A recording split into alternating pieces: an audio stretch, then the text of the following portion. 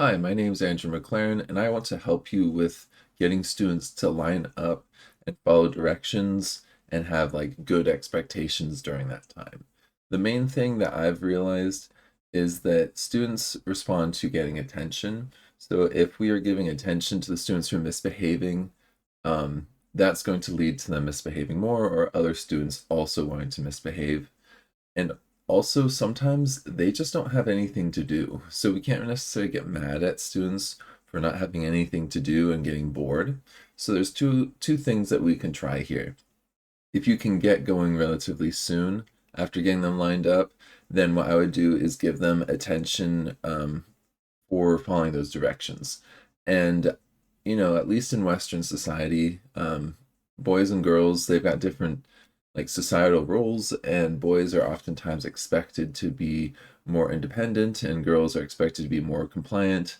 And so most of the time, not always, but most of the time, you're going to have more boys who are not staying in line, and they're kind of roughhousing in line or getting out of the line and doing the things that they want to do.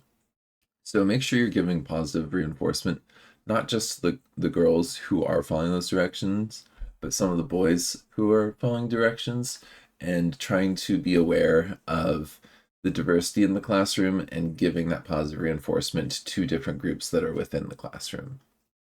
In addition, if you're having some students who have nothing to do while they're waiting in line, you can give them a task. One of my favorite ones that I've done with middle school and elementary school students is I just walk up to them and ask them, can you count up to 12 on one hand?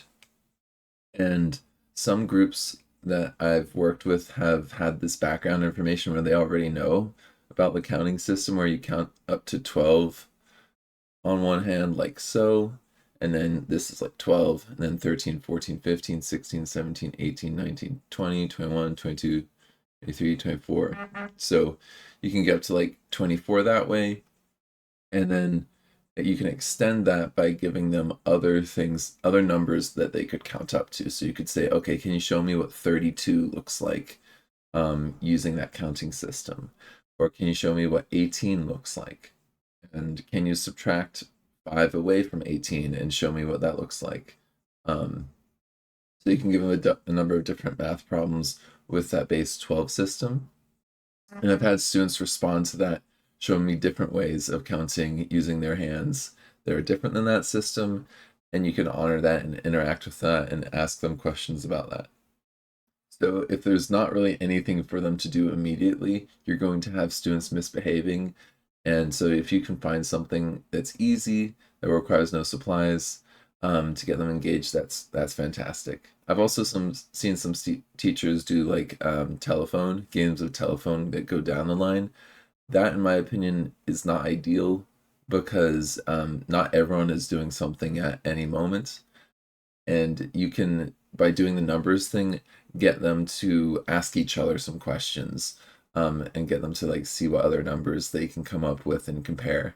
So those students who were misbehaving suddenly now have something to be doing during that time that they can do and challenge each other with, as opposed to, I don't know, climbing on top of structures or roughhousing with each other.